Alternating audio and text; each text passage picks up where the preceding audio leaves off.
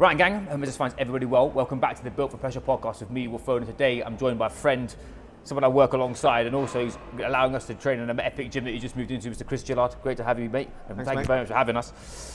First things first on the podcast, just to give you guys a flavour of who Chris is, I'm going to let him explain who he is, what he does, and sort of his ambition, what we're moving over to. So you've been here for how long now? 9 months. 9 months. So feet are under the table, but I'll let Chris go with his intro and go from there. Thanks for having me, mate. Yeah. Looking forward to this. Hi everyone, I'm Chris. I've been an online coach and in-person coach now for coming up to 9 years. And I recently, as Will mentioned, started working here at Culture in Bristol 9 months ago, getting back into more in-person training. And in this space is pretty sick. So we're going to have a good podcast today and also some good training sessions and get some good content. So Yeah. looking forward to this today. So how I know Chris, previous mentorship, high performance coach, been in the industry for a long period of time, and me and him have worked alongside each other for a while too. And over the years of talking, we've come along to the same bottlenecks of our clients, professional people who are trying to perform at their best. The reality is, pressure's never been at its highest, and yet people are still not understanding the mechanisms of high performance. But me and Chris have been in the industry not for so long, we're not Gandalf, but from a position of, we're going to go through some bottlenecks that you may be having. But I think a bit more context, because Chris has kind of just brushed over sort of like what he's done. He's been in the industry he's not just been a little pup, he's been in the industry a long time. Give us an oversight, mate, about how long you've coached for, who do you predominantly work with, what sort of things are you seeing, not just in culture, but generally speaking from working online and being sort of hybrid as in online and coaching in person, not hybrid, pronoun, fucking on your Instagram feed hybrid. Give us a bit of context that way, mate. It's very good to differentiate that as well. It is. Hybrid working. Hybrid working, people get that. People identify, just let's go and get strong and fit, fast and powerful. Let's not put a name on it yet, but we'll talk about that afterwards. That's a grab of the industry. Take us a bit back. Take it back. How long have you been in the industry for? Yeah. What sort of built your coaching practice? What was the biggest influence in your coaching practice? And what sort of the mission? Because again, Chris runs a podcast called Durable, a coaching program too, and an in-person program. So there's a lot of things to go around. So let's go with sort of what built you as a coach first, and then move from there. So I guess the thing where it all started really for me was joining the gym at 15. So I started training at 15, broke my leg, dislocated my ankle, and I wanted to get back playing football. And I knew for a while I wasn't going to get back by just sitting on the table doing nothing. I had to do something to rebuild the strength of my leg. So I was quite impressed at 15 that I realised the gym was what I needed to do. And then that was the thing that lit the touch paper. I only went to the gym to rebuild the strength of my leg to play football, but then I realised how much I enjoyed it, and I realised how much better I then got at playing sport because of the gym. Continued that throughout uni, continued that through my first career. The first 9 years of my life I used to work in marketing, in the marketing industry, did that at university as well, and was a weekend warrior, I guess. So hey, the best, mate. The weekend warriors are the best, bruv. Training, working hard during the week, training hard on the evening, killing myself on the weekend, doing CrossFit, loved it, it was class. And I got to a point where I just basically just burnt myself out. I was just done in, like a mixture of things, training too hard, too often, mainly not recovering as well as I could do, still going out on the lash all the time. Like a fucking legend in Pernash. Exactly. He knows it as well. Going out on the lash all the time. Working in a job that wouldn't take me where I wanted to go to, and I just kept getting injury after injury after injury. Chronic lower back pain for a few years, subluxed my shoulder like 3 or 4 times, and then just like tendon issues, ligament issues, just reoccurring elbows, knees. It was just a cycle of just burying myself essentially. And then I got to a point where I was trying to quote unquote fix myself, going to see those different people, and I was like, this isn't working, what's missing? What's the missing link? And then I was like, well, I can't train as much, what can I do? I was like, well, I could probably look at my sleep, I could probably look at my nutrition, I could probably take care of myself better outside of the gym, which then might increase the chances of recovering better to train more, which I started to do, and I started to see some benefit from that. So I started to kind of taking the full like 360 approach to looking after myself. Lo and behold, injuries started getting better, energy started getting better, mood started getting better, I started enjoying what I was doing, and then I was like, fuck, I'm on to something here. Like, no one was telling me to do this stuff, but that's what I needed. And then I started venturing into a bit of part-time coaching, and then that was it. That was like the bug that got me, and I was like, I need to do this. And I've been the whole, and I've glossed over a lot there. The whole point up until then, which was my late 20s, everyone who I worked with in a corporate setting was like, what are you doing here? You don't want to be in an office. You should be in a gym. Like, why are you doing this? Like, you know too much. You're too passionate about it. You don't not care about the corporate world, but it ain't for you. And everyone was always like, why don't you go and do it? And I was like, nah, one day. And eventually I was like, lo and behold, what happened was I got offered voluntary redundancy, and I was like, this is a sign. Like, if I don't take it now, if I don't do it now, I'm just going to kick myself. So anyway, that was like late 20s, and then started working with, again, in a CrossFit gym to start off with, and then realised that wasn't giving me what I wanted. I wasn't able to work with the people that I wanted to work with as much as I could. I couldn't help them as much as I wanted to. And then I went into more of the private setting, to a small studio, in person, and then that kind of evolved from there. So went to doing more in person, went to doing a bit of online, went to doing lots of online, and now I've kind of come full back circle again to what is now we call a hybrid working environment, where I'm working with people online remotely around the world, as well as in person. And I'm much happier doing that. Like, I love working with people remotely, but the hands-on in-person bit is also like what gets me going. Awesome. So it's trying to find now that balance, if balance is such a thing, of that's a whole nother wormhole, man. Open a can of worms of how it all works together. But that was a slightly more in-depth version of the question. No, much better. No, that's what everyone wants to listen to, mate. Is it the nitty-gritty? Because there's a few pieces in there that I took away.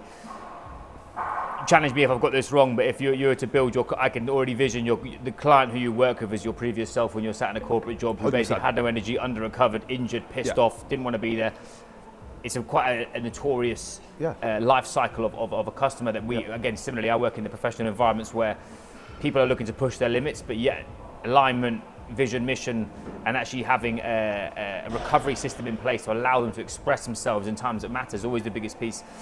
But then yet, it took you to bump up against those problems, to recognise the signs of them, to then actually to manage them in a better way. And I think a lot of what most people are doing at the moment is they don't actually, they're inoculated to that level of pain. How many female clients do you have that just won't eat breakfast or have a salad just for lunch and wonder why they've got no gas, their periods are over? It's like a never-ending spiral. But then also from bringing it back to you, it's like a self-fulfilling mission. The person who you used to be is the person you're trying to help. Yeah, 100%. I'd take that as the big part. 100%. And something that I always come up against as well, it's like if I knew what I knew now back then, and if I was looking after myself and had this approach to training that I have now back then, would I still be in the corporate environment? There's a chance I would be, because I probably would have found more enjoyment and purpose in what I was doing because I was looking after myself better. But again, that's very fictitious and it's hypothetical. But I do have that thought sometimes, like if I applied this to myself, would I still actually have found more comfort in and progress and passion in the corporate world? Sure. If I had more gas. You actually enjoyed it. And I enjoyed it. It's a double-edged sword, isn't it? I think, especially in relation to, there's clearly a definitive point where you knew deep down to jump. What? This is a bit of a strange question, but I've just gone through this personally. I was having some mental performance coaching, and I was going on a big decision that I've been pondering for a while, and I basically got challenged. Or what's the feeling that you have where you're unsure of the outcome, but you're sure of pulling the trigger? And I get a feeling in my gut. I generally, if I got a gut instinct, most of the time it pulls off. What was when you were offered the redundancy? Was it just a quick straight in, or was it a case of you'd been pondering it for a long period of time and you knew that it was the moment, or was there a general feeling around you? Because I feel there's a lot of people that be watching this who are looking for a bigger goal, a bigger mission, pull the trigger, do the thing, action, build the business, whatever it is, but yet they're still sat on the perfectionist point that we're going to talk about afterwards, about the perfect time, perfect moment. Was this just icing on the cake? Yeah, cool, bang, done? Or was this actually, nah, I can feel this is the right decision. I know it's the right decision. I'm uncertain of the outcome. Shall I just pull it? How did that actually feel? Because I think that's important. Yeah, interesting. I would say, look, at the time I wouldn't have known the answer to that question, but looking back now and reflecting on it, I'd say up until probably 2 years before that point, I was quite content with what I was doing. But I was getting twitchy, antsy, wasn't sure. I didn't know what the next step was, but probably 18 months or 2 years before that point of voluntary redundancy being offered, I knew I wanted something different. I didn't know what it was. I didn't know it was coaching, but I knew I wanted to not be doing what I was doing. So then when it came around to being offered, ironically, I was on holiday at the time, and people at work were texting me, being like, have you got, not that you should have been doing it, but were like, what's going on? Have you heard anything? I was like, well, no, I'm on holiday. So when I came back and I didn't have any emails, didn't have anything, I was a little bit like, I'm quote unquote safe. So maybe it's not for me. And then I got like an email like 2 or 3 years later on, being like, "Oh, we need to talk to you." I was like, "Well, I know that's going to be." Yeah, here we go. And at that point, I was just like, when they offered me voluntary, or you could go through the whole process, I was just like, "Okay, cool. Like, give me the information. Let me know what's what." And then, like, I already made a decision by that point. Massive. I knew that this was the thing that I needed to do. I had no idea what was next. I had Yeah, nothing lined up, nothing planned. There wasn't a next step. There was no job opportunity, nothing else I was moving to. But I just knew that getting out was the right thing to do. Yeah, I think it's something that we see a lot of the time in business, generally speaking, for people who operate in where they have to make high-level decisions such as that. They're looking for confidence for that decision first, where that actually was courage. Like the courage to accept that, right, okay, cool. I trust myself enough to figure this out. But this is not the right thing for me. I have a lot of people this similarly when people are coming into my program. For a long period of time, they've had this, like, either it's never the right time, or they're never going to understand me, or again, context for those that are watching or listening. Me and Chris have worked together and been in the same vicinity for a long time, and share very similar viewpoints around progress over perfection and that kind of thing. If you were look into your coaching philosophy now, sort of like either a one line or something that you've been, because again, I know you, but people that don't. What's one thing that you'd say to your customers in relation to actually taking action from your context? What would that be, and how would you give that to somebody to empower them to have courage? It doesn't have to be so dramatic, i.e., go and leave your fucking job, or go and leave your missus, or get rid of them. It can just be commit to an outcome, or commit to this. What's again? We used progress over perfection before. Is there anything else that you would use? Yeah, it's I guess the big thing is, like, just take the first step. Nice. It's like trying not to, because it's very easy for us all to look at step 10 and be like, well, I can't get there yet. So we haven't taken the first step yet. So what do we need to do to just nudge that bit forward? How do we build that little bit of momentum first? Because going back to that situation, I could have catastrophized and been like, well, I haven't got this, I haven't got that, and I don't know where I'm going to be in 5-10 years time, which is very easy to do. And I probably did that before I made the decision. Yeah. But in that instance, I was like, cool, this is just, I don't know what's coming, but the step is to say, yes, I'm taking it, and let's move forward. And again, that applies to everything. Like, massive, don't try and look at where I'm going to be in 5 years sometimes. It's like, where do I need to be tomorrow? Yeah. Like, what can I do today that makes that? This is the massive thing that we see in professional environments, is that looking at the top of Everest and saying, how do I get to the top?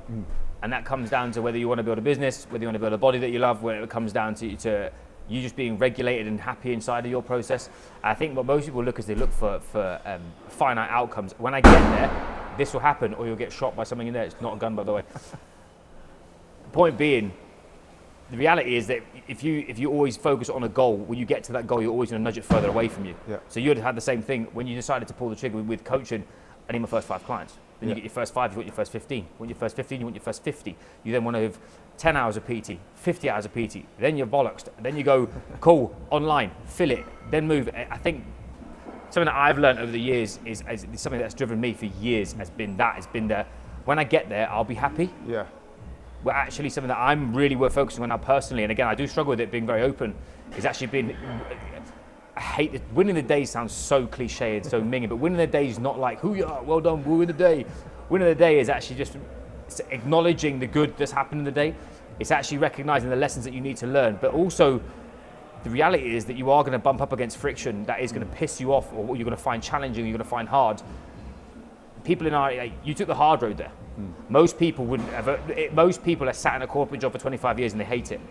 The amount of corporates that I've worked with that have pulled the trigger on side businesses, or gone into, a lot of them go into leadership coaching because they are very high profile leaders in some respect in their businesses. It's that commitment to, instead of looking at it, I have to build a whole new venture, it's like, help one person alongside you. Yeah. Help a team next to you. Do the thing, action the thing. I think that's massive. When it comes down to, let's fast forward to now. Give us a bit of an oversight about how you operate, who you operate with, and the types of customers that you work with, and the sort of bottlenecks that they have. Because again, I think there's lots of crossover. Yeah, for sure. Like you've mentioned it already, a lot of the people I work with is kind of me in the past. Not in the sense that they're trying to leave their job. That's not what they're trying to do. Big, ginger, barbarian, fucking today. It's people who are pushing. They've either got their own business, or they're leading a team of people in a corporate environment, but they also love training. Like, if they could, they would be training more.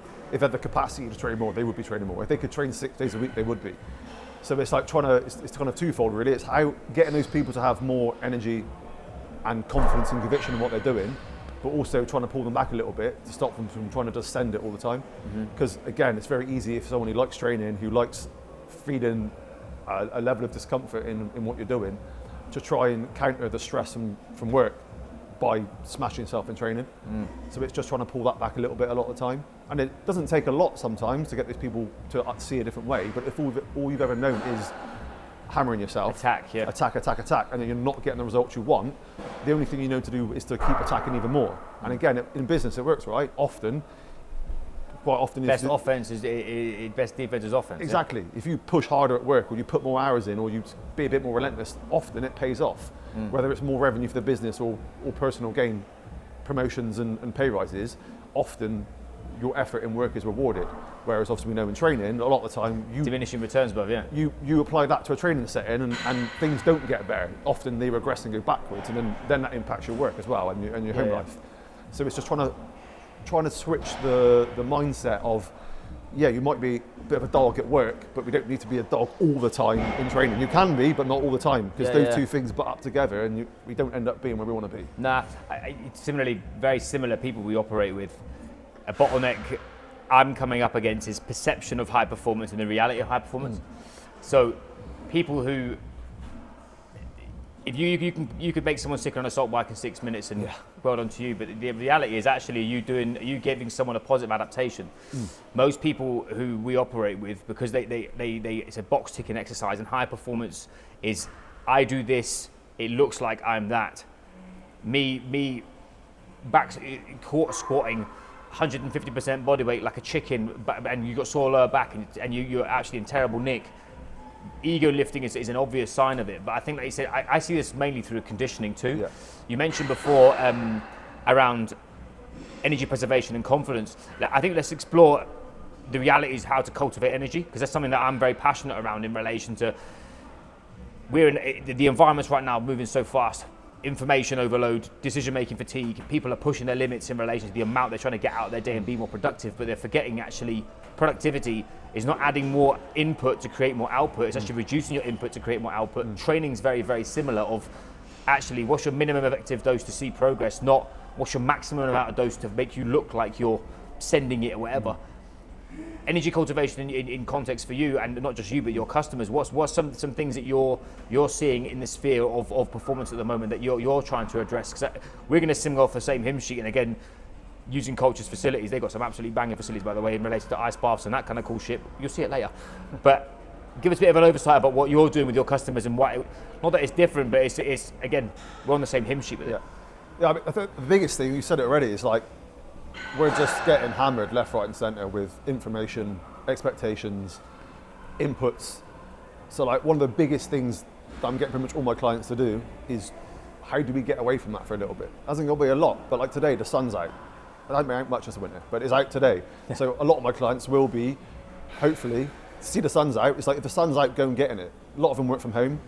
So it's like, if it's out for 15 minutes, just put your phone down, stop looking at your emails, just go sit out in the garden for 10 minutes, drink a coffee, or just go for a walk.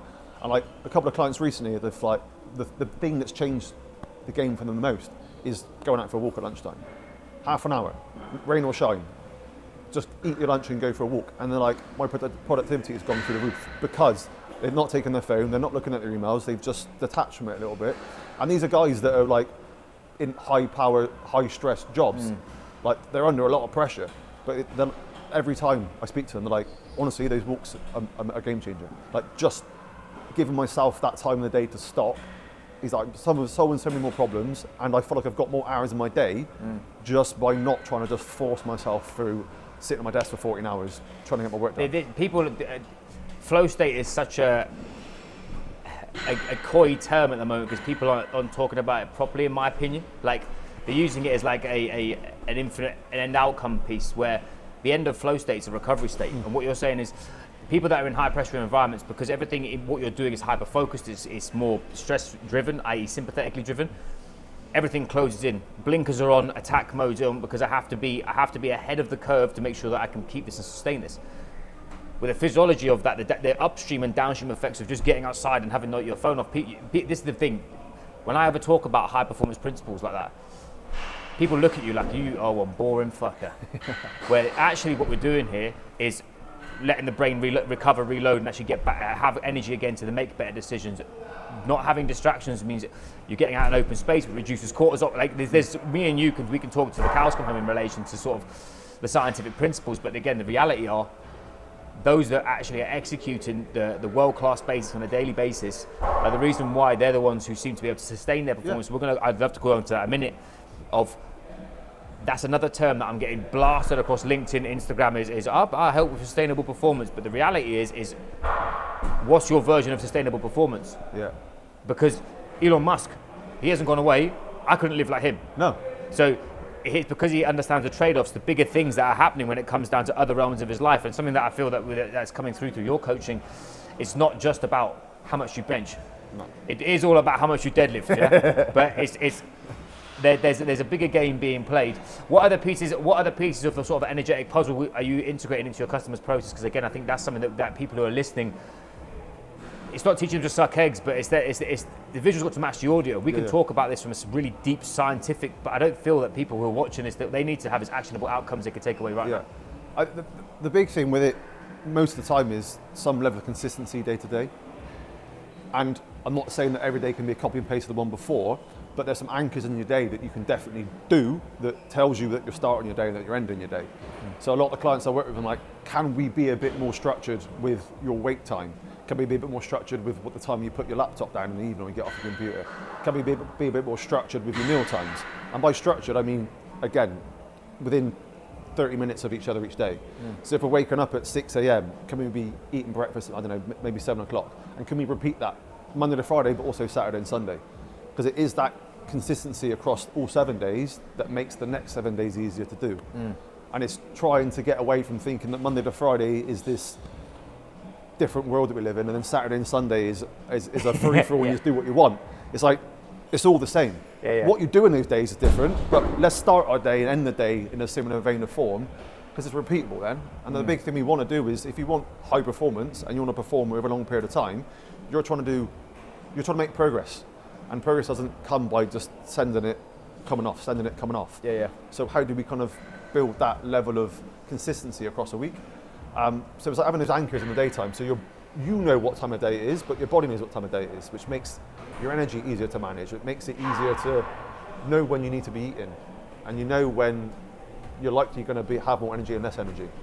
And then also it's then trying to figure out, like, if you're more of a morning person or an evening person, it's like, how do we leverage that a little bit, rather than trying to force yourself to do your highest task in the morning if you're not thinking as clearly. Let's do some of your more mundane stuff, or vice versa. If you're more of an evening person, cool, let's do more of your creative work later in the day if you've got the ability to do it, versus trying to force yourself to sit down and get all your work done by lunchtime when your brain's just not wired that way. So it's just like learning what works for the person and then building a system that works for them, versus giving them like a copy and paste, everyone's doing the same thing. Because everyone's different. 100%. Like, when we look at it from 2026 and beyond, the fear of AI is massive. And if you can go onto AI now and search any one of these high performance tools for energy, recovery, stress, digestion, hunger, whatever, and it will regurgitate pages and pages and pages of actionable items that you need to take. The reality is all of this is person dependent. 100%. And you're mentioning around sleep and wake cycles.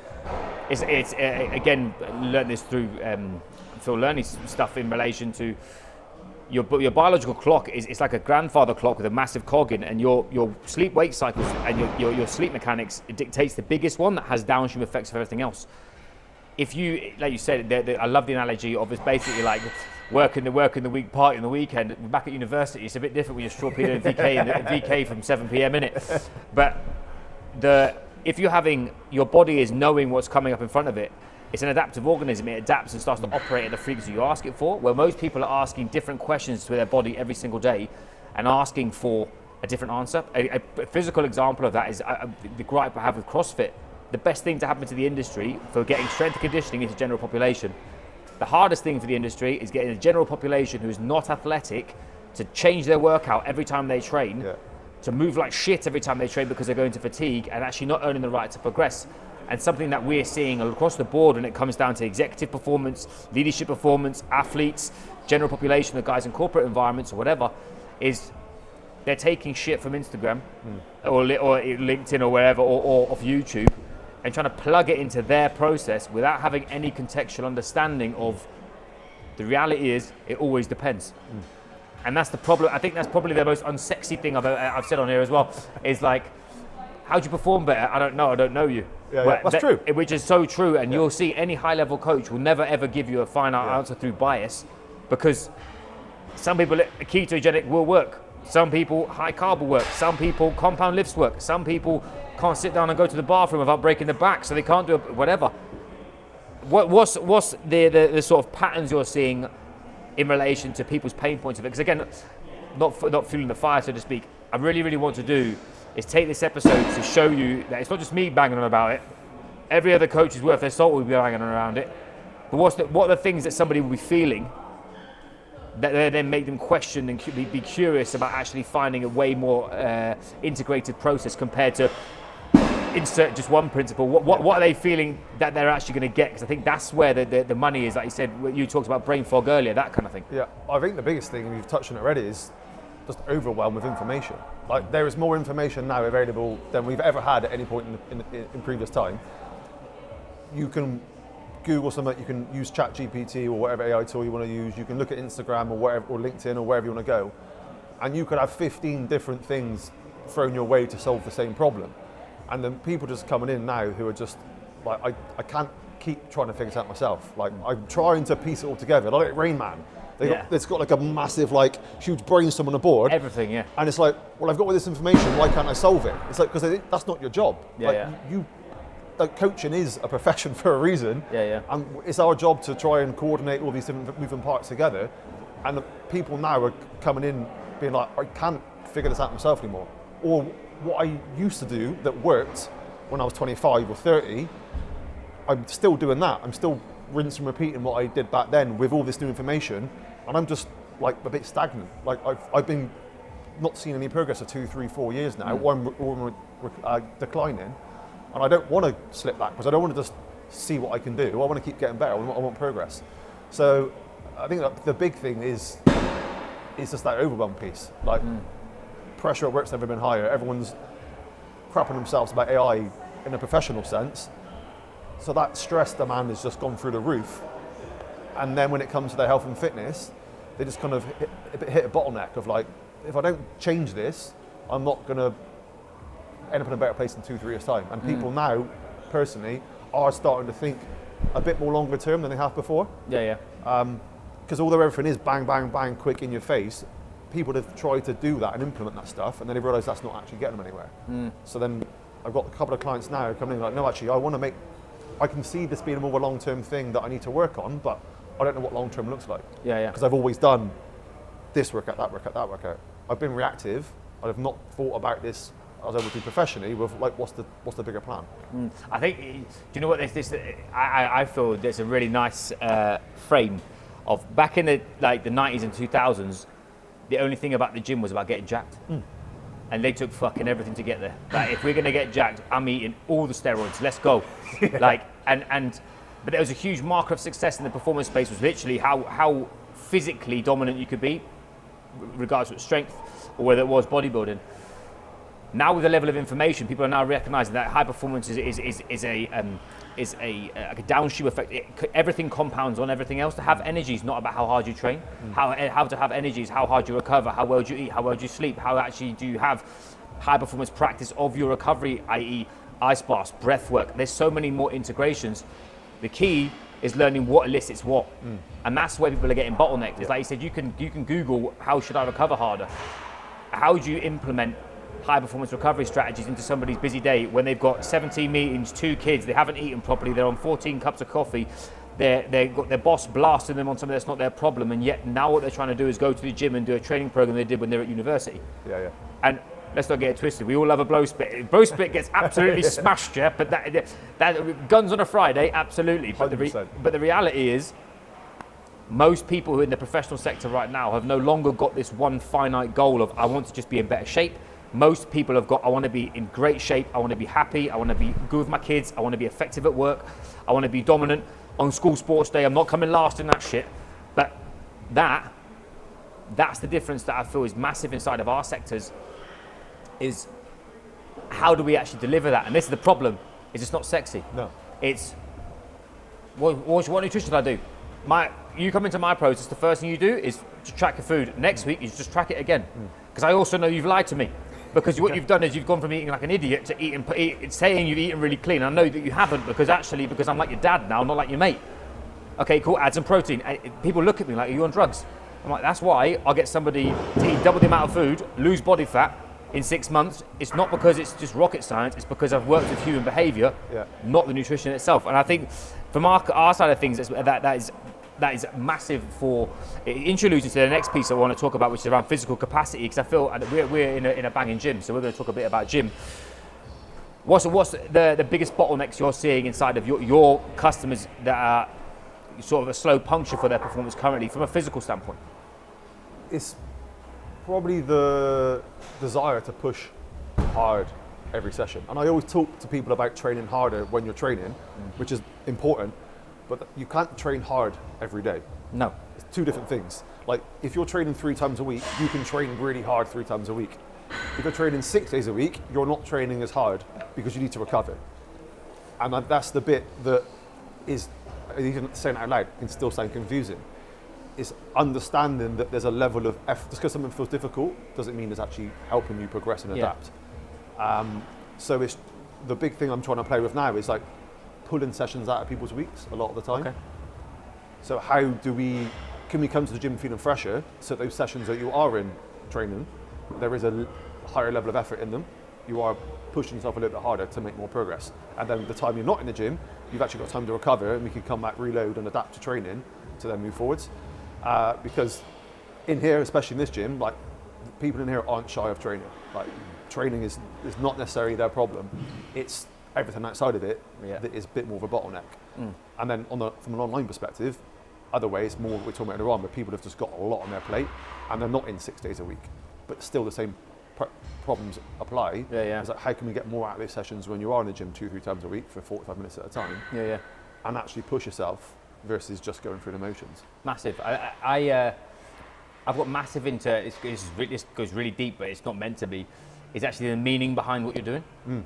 Because the reality is most people who I come across who are in corporate environments, training to them is a pressure valve to basically go back into the corporate environment and absolutely destroy yourself. Get on the piss, eat like a weapon, not care about yourself. I go to the gym because it suddenly, for some strange reason, purges you, and suddenly you're back to baseline, where the reality is you've got your recovery is terrible, your sleep shit, you've got low libido, you've got poor motivation. And actually when you say you train hard, people talk about training like it's an emotion, where it's not, it's a stimulus.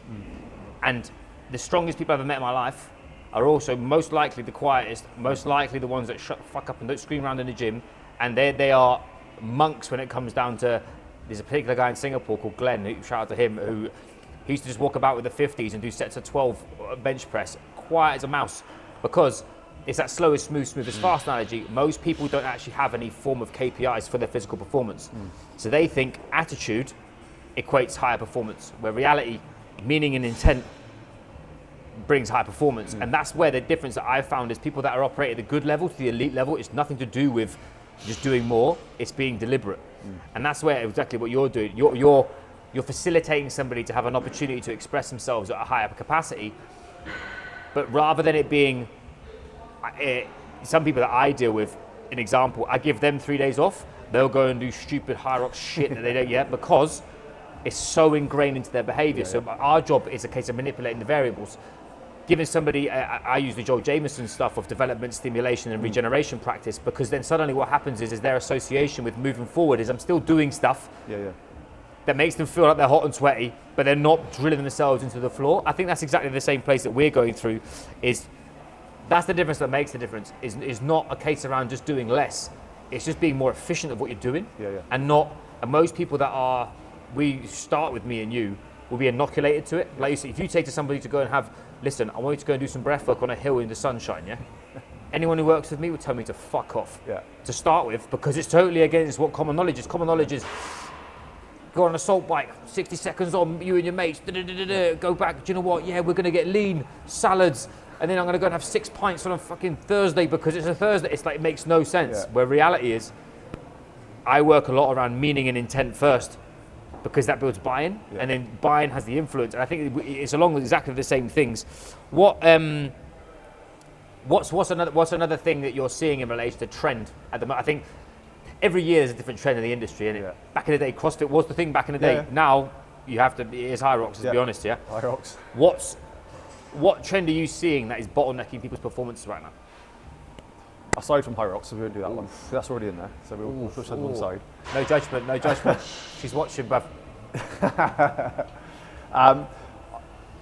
It's the rise of hybrid in terms of I want to look or feel more athletic, I want to get faster, and I also want to build some strength and a bit of size. But it's then trying to do both things without doing either of them that well. Oh, buff. Yeah. So they're not eating enough to build muscle and good tissue. They're not training hard enough to build muscle or tissue. They're not recovering enough to build muscle or tissue. And then layer on top, I don't know, 3-4 days a week of running or some cycling as well in there. So there's just lots of fatigue. So if you're going to try and do two things at once, you now need to really nail down your sleep. You need to really nail down your nutrition. You need to recover like you're doing two things. But that's not happening. So I want both of these two goals, and I'm just going to go after it. So you're doing 100% of two programs. So you're now doing 200% of work, and your recovery is 50%. So you're just going to bury yourself. Massive, And I think that's probably one of the biggest ones as well. There's quite a few guys in here, no fault of their own, and it's not here. It's everywhere. It's online as well. I want these two things. I'm going to go after these two things, but like the intensity of what that entails is just miles apart. And like, if you were to look at a point of, if you did really want to build as much strength and size as you wanted to, you might only be doing that 3 or 4 times a week, and the other 3 days you would genuinely be actually resting. But then those rest days now have been filled with running. And it's not, most people aren't mechanically efficient to run properly in the first place. I totally resonate with this, mate. Like, you can have everything, but just not at the same time. And what most people do is they don't actually even understand what real hybrid means. I'm lucky enough to work with Dan Reeve, shout out to you, brother, who ran a Deca Ironman, who, if you actually talk to him about hybrid training, it is not what you see on YouTube.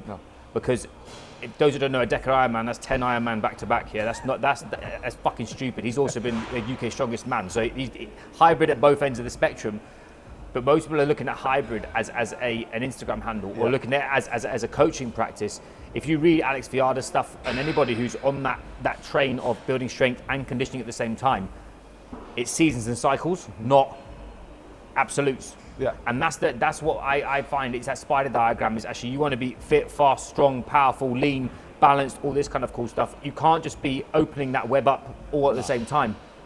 For you to get better at running, you need to get stronger. But actually, when you do get stronger, your conditioning goes down, so you still have to bring up your VO2 max. When you want to bring up your VO2 max, have you got a good power threshold? It's so much deeper than I want to do both. Hybrid. But the worst thing about hybrid that is on Instagram is just strength and conditioning. And what most people do is we're doing a hybrid training circuit. You're doing repeats on a row, bruv. Like, you're doing anaerobic repeats, you're doing 500 meter repeats and a carry. Stop trying to. This is what I said about meaning and intent, which grinds my gears a little bit. Is that what most people do is they want to put labels on everything without actually recognizing the outcome first. Rugby players are hybrid, in my opinion, to some degree, because they've got so many facets for their training. But you train them, conditioning, speed, power, absolute strength, functional hypertrophy. You put all this, but you don't do it all on the same day, or it's seasons. So again, I think with general population or people who are training, it's not diminishing that, and I think it's easy, especially when you understand human performance at the years we've done it. We're not having a go at anybody. No. I think the key thing is what we're trying to get across here is a lack of understanding of not buying into marketing. Because if you go to someone who is a true hybrid coach, they'll treat you like an athlete, and you'll have strength, you'll have conditioning, you'll have recovery, you'll have it all dialed in, but it's over microcycles, mesocycles, macrocycles, which are 4 weeks, 12 weeks in a year blocks. So you have your places you shift, and what most professionals do, there's only one gear, fifth. And that's why they're slow as fuck going uphill. Whereas actually what we're trying to do is give people the opportunity to not only build a bigger capacity, but shift gears at the right time. You do not have to be 100 miles an hour doing a recovery exercise. Or you know that you've been buried at work, you've not really eaten very much. You jumping onto an assault bike and doing your alactic repeats because your program says so. Real coaching is going, hang on a minute, we can do those next week. Let's get you back to baseline. And that's something that's massive in relation to the performance of people currently right now. If there was one thing you could take from it, and you could give somebody right now for them to sort of either measure their performance or for them to assess where they are at physically, what would you give them? Oh, that's a good question. Just throw them under the bus on camera. Yeah, I was going to say, what's coming to mind? I would probably say you can do two things at once, but choose which one you want to do now. Nice. If you're trying to do it yourself, if you're trying to figure all this out yourself, figure out which of those two different training modalities you want to go after. Really go after one of them. Do a little bit of the other one, but just know for what that isn't going to be getting better at the same time. Nice. So if you are in a phase where you do want to build your fitness more than anything else, cool. Push your strength hard, but just do it a lot less than you're doing it now. Don't try and do 4 days of running and four days of strength. Yeah. Do 2 days of strength and 4 days of running if you want to, or vice versa. If you're in a phase where you actually want to build some muscle, cool, commit to that for 6 months. Do that 3-4 days a week and dial your conditioning back to 1-2 sessions a week, and just accept that it's not going to be, things can't trend upwards at the same time, but then also it's like, cool, if that's 6 months, what's the next 6 months, the next 6 months? See it as like a 2-year project, not a 12-week project. What you're saying is extend your time horizon. Exactly. What most people do is I want results yesterday. Yeah, so I've got this in 6 weeks, so I'm going to do this. Well, that worked again when you were 25, maybe for a little bit, but not jam really. Sandwich, you're just getting shredded. Exactly. But then, now it's a very different ballgame, and I think that's something that comes across. It's a massive interlude as well, because I think that happened with getting in shape. Most people are like, well, I want 6 weeks shred, I want 8 weeks shred, I want 12 weeks shred. And most of my physical clients in Singapore were all trade-offs from coaches that had given them shit body transformations, and they wanted some balance in their life, but more so look and feel like an athlete, not look like a bodybuilder, feel like shit and have no social life, and realizing that there was a bigger game being played. What do you feel for corporate entities at the moment? What's the biggest bottleneck with nutrition, generally speaking, and what do you think they could do to sort of elevate that? I think the biggest thing is just pretending that it's something that just happens by chance, more than anything else. Yeah, nice. It's thinking that it's not in your control, and it absolutely is. And one of the biggest ones I always get is if you speak to someone who they openly want to improve their nutrition, the first thing is, I can't change my evening meal. It's like, cool, but then don't. What about the rest of it? What about your breakfast? What about your lunch? What about what you eat between your breakfast and your lunch and your afternoons when you've not eaten enough? Because all those things you don't normally eat your breakfast with your family often. Don't normally eat your lunch with your family. Don't normally snack in the office with your family. So it's like, rather than trying to pinpoint the evening meal of your family that you can't, but fine. That often is fine. That meal's often good. Usually you're not feeding your kids KFC. Exactly. Unless you're a weapon and you're watching this, then you are not allowed on there anymore. But that evening meal is normally the best meal of the day. Yeah. So it's like, cool, well, rather than trying to blame the thing that actually we don't need to change, let's take some responsibility for the other meals, and let's be a bit more proactive of what that looks like. Because getting that breakfast in, a good balance of carbs, fats and protein, is probably going to set you up for the morning, which means you're not going to eat like a knob at lunchtime, which means you're going to have some energy in the afternoon, which means you're going to get more work done, and when you get one in the evening, you're not going to just eat everything in sight because you've not eaten all day. So it's taking that kind of personal responsibility and being like, oh, actually, no, I have got control of this. Yeah. And often, in the morning before work starts, as long as you don't fire your emails before you eat, you probably have got a bit more time to be a bit more proactive. And if you haven't, you need to get up a bit earlier.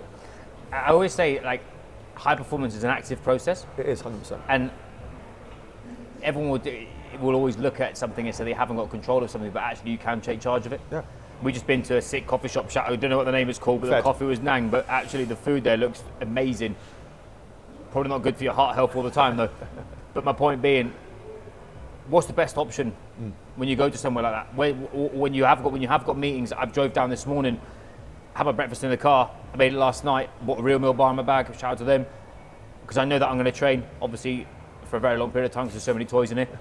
My point being, active process of actually getting it in. Most executives that I work with, nutrition is not even secondary. It's like fifth on their list of priorities. And the reality is that if you've got low energy availability, your decision making is poor, your head's cloudy, what do you rely on? Coffee. Once you start slamming that much coffee, how good's your sleep? My shit sleeps shit. So funny that, because you've dropped 7 coffees and you've had one at 4 p.m. because you're so tired.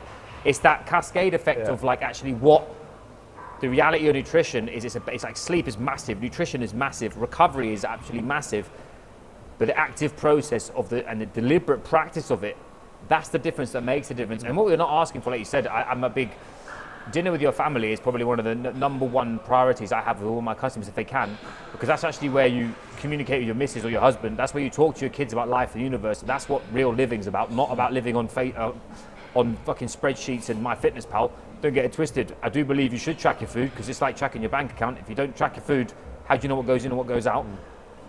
But most people don't want. Most people want the easy option, which is solve my nutrition issue. And again, I don't know what's going in, so I've got no idea. That's the difference. It's about being active in that. What do you feel is a massive bottleneck for corporate professionals currently in relation to fueling their performance? It's probably like what you mentioned, being proactive. It's the bottleneck is not thinking that it's something that you can actively change ahead of time, because it's not often. Don't get me wrong, some people do get pulled from pillar to post on the day, but you still got a good idea of what's coming up the week ahead normally. On a Friday, you probably know what your week looks like for the coming 5 days most of the time. So when you know that, you've planned your week ahead from a meeting and where you're going to be in the country perspective. It's not then planning what you're going to do yourself. It's just being reactive on the day when you're trying to look after your own performance versus being proactive of what you're going to do. Yeah. Like so when you are out, where am I going to get my food from? Or what's the better option? And it's not easy to do that because you're not taught how to do it. You're not taught how to think for yourself ahead of time from a personal performance perspective. But that's the thing, is the number one is just understanding what decision do I need to make, and what's the better option I've got. If I'm out and I'm on the road, you're probably going to the same places. So you probably, if you want to look around, you can find out the better options. Yeah. Or like you did, you bring your food with you if Yeah. you can. And it's just, I guess it's giving yourself permission to do it. That's the thing that's the bottleneck. Yeah. I always see, when it comes down to sort of the corporates that I work with, the association with fuel equals restriction. And that the reality is, what most people do is if most corporate professionals want to be in better shape, they want to have better tissue, they want to have better energy, be lean, run 100 meters in 9.3 seconds and lift 300 kilos. They want to be everything. Where actually, if you break that all down, what they want to do is they want to look better, feel better, and perform better. Look better meaning lower body composition, but their association with actually starving themselves before their training. I'm going to go into this training session faster so I burn more calories is probably the most stupid thing I've ever heard when it comes down to you actually with the intent and adaptation piece. That's the biggest problem. Most of my customers who I work with, they don't eat any carbohydrate. They don't actually fuel what they're doing. Yeah. They associate caffeine as energy rather than actual food as energy. They don't even know how much protein they should be having, let alone how much they should be getting in. And they actually stay away from food groups because of generational bias. My thing is that actually fueling your training means, unless you've got poor digestive issues, actually having food pre and food post. If you're a female and you're listening to this, you should not be fasting pre-training, just to be clear, because you'll break that muscle tissue faster. But it's not common knowledge. No. Generationally, we're told not to. I want to lose body fat, well, just don't eat. Well, yeah, but you're training 6 days a week. You're up at 5. You're going to bed at 11. You stop work at 10. You haven't had a break since 9. The visual doesn't match the audio, and that's where we're in a different part of this. Is actually framing fueling your performance is treating yourself like an athlete. And again, a friend of mine used what would an athlete do? If you were going into a 60-minute session as an athlete, you wouldn't be stood there eating an air sandwich and do it and not having any food because you want to burn fat during the session. It actually does the opposite. Whereas if you fuel it, the rest of your day is where you can start to think about sort of the bigger picture of how to stabilize blood sugar and how to make sure you don't have dips in the day and losing body fat and all that kind of cool stuff. What do you feel is if you let's give somebody an actionable takeaway? What's one fix that they could take away right now? That if they're watching this, they're coming for a session with you. What would you say would be the thing to do? Eat before and eat after. You mentioned it already, but I had a client last week and we were talking about the same thing. She would train early in the morning. She'd be in the gym at 6 o'clock. She might have one hour if she's up in time, and then she'd eat her breakfast after that, and then she would eat again till 1, 2 o'clock in the afternoon. and then she spent all afternoon just trying to find whatever she could in the office to eat because she was too hungry. So we had the conversation last week. It's like, cool, well, let's have a bigger breakfast, not a lot, but a bigger breakfast before, if she's up early enough. Banana and some honey, a quicker source of carbs, and then straight after having a much bigger breakfast again, essentially, getting more carbs and getting more protein in. And her body weight started to come down again. So we put more food in. She's eating more food because everything else has stayed the same. But her energy's gone up. She's not snacking throughout the day. She's now technically taking on more calories, but her body weight started to drop because she's now better fueled, and the food she's replaced some snacks she's eating in her bigger meals. So it's thinking of, I need to eat before I train to fuel it. I need to eat after my train to fuel the recovery that I need to then get the adaptations that I'm after. Massive. And it's very easy to think that it's either or, but it's fine to eat both. Do both. Yeah. If you're pushing yourself, do both. And we're doing that around training. It's not all the time, but when you're training, think of like, how do I bookend my sessions? Yeah, nice. I think that bookend piece is huge from an actionable takeaway standpoint. People haven't got time. They're all time poor. But your training, if you're looking at for a physical adaptation, the main time you need to be fueled is where your body needs gas. And people rely on stress, resilience, determination, grit, insert any other motivational shit that you're telling yourself to, I'll just get through it. Where training is not around actual suffering. There's a different type of suffering. Yes, you should be pushing your limits and suffering because you're expressing a bigger version of capacity that you couldn't before. But not suffering going into a session feeling like dog shit and thinking that you're going to snort C4 or whatever. Everyone knows about C4. Hey, I'll shit myself out of that now. But that is a common theme that I see with inside of people's processes. And I think that is the interlude to the last bit, which is more around the sort of the culture shifts and what people are asking for. You mentioned before, we talked about this before off air, around the Amazon Prime effect and actually the mindset side of things is starting to fade. Give us a bit of an oversight about what that means. I really like that as an analogy, and I know we talked about offline, but I think people should listen. Well, yeah, the Amazon Prime effect, it's like the idea that you can get something today and buy something today and you get it tomorrow, which is true, right? And even now, you can buy it today, it can turn up today. So when you can have access to whatever you want and it can literally show up that quickly, it's very easy to then kind of slip into the mindset that that's what life is. Like, you just make a decision today and you get the result tomorrow. And that's been prevalent for a long time now, is that instant reward or instant result is something we've all kind of got quite used to. But what I have actually started seeing recently is people shifting away from that, is because they've tried to do it for so long. They've tried to do the next thing, the hack, the supplement. If I take this one thing, it's going to transform my life, and they realise that doesn't actually happen. So now I'm seeing a lot of people, quite a few people, almost go full circle and being like, I know if I do this today, I'm not going to see the benefit of this potentially for a couple of weeks or maybe a couple of months. But they're warming to the idea now things do take longer, which is quite nice, because then we can start looking at, like you mentioned earlier on, much bigger timelines. Because when you remove the expectation that everything's going to get better tomorrow, that we can actually start making some long-term progress. Massive. And we can buy into this being a long game, like, because it is, right? Nothing we're doing. We're not trying to. Okay, some things we might get our clients to do might make them feel better tomorrow.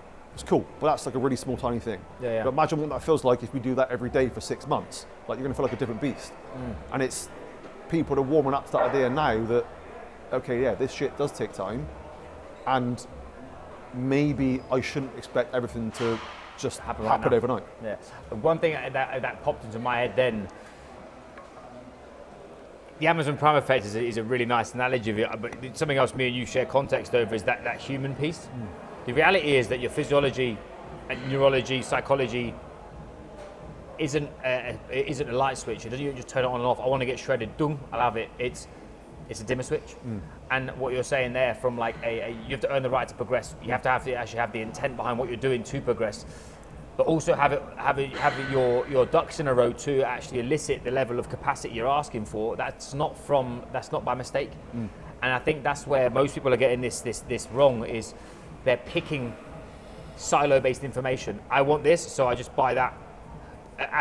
Adaptogens are massive. Who'll be taking lion's mane or ashwagandha or this kind of shit, but they eat no food that have any protein, their sleep's crap, or they've got no stress management. They don't understand the bigger game being played. And I think that's something that I I really resonate with in relation to that human first approach, not just from a physiological standpoint, but from a psychological one, because the reality is that it's all intertwined. Yeah. It's all, I mean, me and you have shared experiences of that too. How the physical affects the mental, how the mental affects the physical, and where that happens. From a cultural standpoint, what would you give somebody, again, stress management is such a horribly overused term in corporate environments and well-being and that kind of shit, where reality is that human piece. What's an actionable takeaway somebody could take away from that, and not just remember that you're human, because that's weird.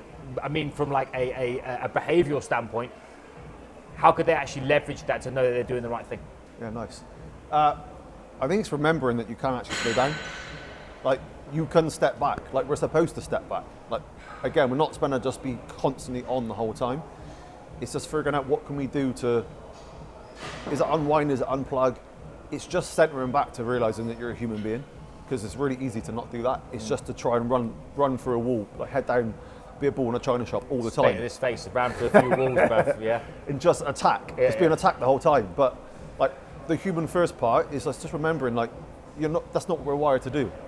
If you go all the way back to when we lived in caves, we didn't do that all the time. We went out, we hunted, and then we slept a lot because there was nothing else to do. You weren't stimulated 24/7.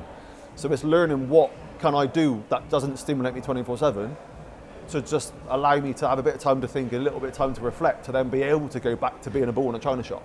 Because you could probably be a better ball in a china shop if you've actually stepped back a little bit first. Because there's a time and place for it, but it isn't all the time. 100%. Yeah. I've been doing a lot of work currently around state management, and the physiological stress that elicits emotional state, the vice versa, your perception and how that elicits stress physiology is massive. And I think what most people do is they stay, their association, the analogy is they're just driving a car with the accelerator on and thinking they're not going to bump into something. Where everyone who's watching this wants to be an F1 car. An F1 car's got gears, it's got brakes, and it changes wheels and tyres, and a massive team behind it and all this other stuff. It's got so much more specificity and the reality is they understand that different tracks, different timings, different equipment. Most people who are watching this live in this one lane, like you said, bull in a china, I'm going to fight everything. And it served me massively when I was younger.